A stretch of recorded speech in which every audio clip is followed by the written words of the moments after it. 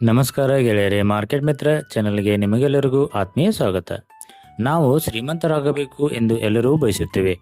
ಆದರೆ ಅದಕ್ಕೆ ಇರುವ ಸುಲಭ ಮತ್ತು ಶಕ್ತಿಯುತ ದಾರಿ ಯಾವುದು ಎಂದು ನಿಮಗೆ ಗೊತ್ತೇ? ಆಲ್ಬರ್ಟ್ ಐನ್ಸ್ಟೈನ್ ಅವರು ಕಾಂಪೌಂಡಿಂಗ್ ಅನ್ನು ವಿಶ್ವದ 8ನೇ ಅದ್ಭುತ ಎಂದು ಕರೆದಿದ್ದಾರೆ. ಇಂದು ನಾವು ಈ ಕಾಂಪೌಂಡಿಂಗ್ನಲ್ಲಿ ಯಶಸ್ವಿಯಾಗುವುದು ಹೇಗೆ ಮತ್ತು ನಿಮ್ಮ ಅಲ್ಪ ಮೊತ್ತದ ದುಡ್ಡು ಕೋಟಿಗಳಾಗಿ ಹೇಗೆ ಬದಲಾಗುತ್ತದೆ ಎಂಬುದನ್ನು ಸರಳವಾಗಿ ತಿಳಿಯೋಣ. ಕಾಂಪೌಂಡಿಂಗ್ ಎಂದರೆ ಏನು? ಸರಳವಾಗಿ ಹೇಳುವುದಾದರೆ, ಕಾಂಪೌಂಡಿಂಗ್ ಎಂದರೆ ನೀವು ಹೂಡಿಕೆ ಮಾಡಿದ ಅಸಲಿನ ಮೇಲೆ ಬರುವ ಬಡ್ಡಿಗೆ ಮತ್ತೆ ಬಡ್ಡಿ ಸಿಗುವುದು. ಅಂದರೆ ನಿಮ್ಮ ದುಡ್ಡು ನಿಮಗಾಗಿ ಕೆಲಸ ಮಾಡಲು ಶುರು ಮಾಡುತ್ತದೆ. ಇದು ಬೆಳೆಯುತ್ತಾ ಹೋದಂತೆ ಒಂದು ಹಂತದಲ್ಲಿ ದೊಡ್ಡ ಮೊತ್ತವಾಗಿ ರೂಪಾಂತರಗೊಳ್ಳುತ್ತದೆ.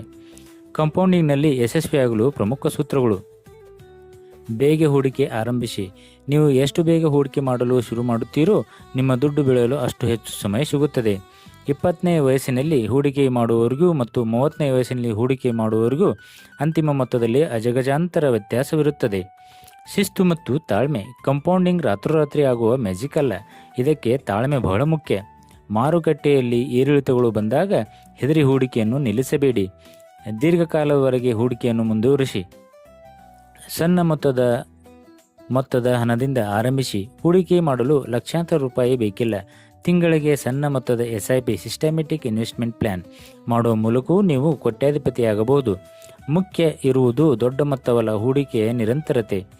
ಒಂದು ಉದಾಹರಣೆಯನ್ನು ತೆಗೆದುಕೊಳ್ಳುವುದಾದರೆ, ಒಂದು ವೇಳೆ ನೀವು ತಿಂಗಳಿಗೆ 5,000 ರೂಪಾಯಿಗಳನ್ನು 15ರಷ್ಟು ಸರಾಸರಿ ರಿಟರ್ನ್ಸ್ ನೀಡುವ ಯಾವುದಾದರೂ ಫಂಡ್ನಲ್ಲಿ 20 ವರ್ಷಗಳ ಕಾಲ ಹೂಡಿಕೆ ಮಾಡಿದರೆ ನಿಮ್ಮ ಕೈಗೆ ಸಿಗುವ ಮೊತ್ತ ಸುಮಾರು 75 ಲಕ್ಷಕ್ಕೂ ಹೆಚ್ಚು ಇರುತ್ತದೆ.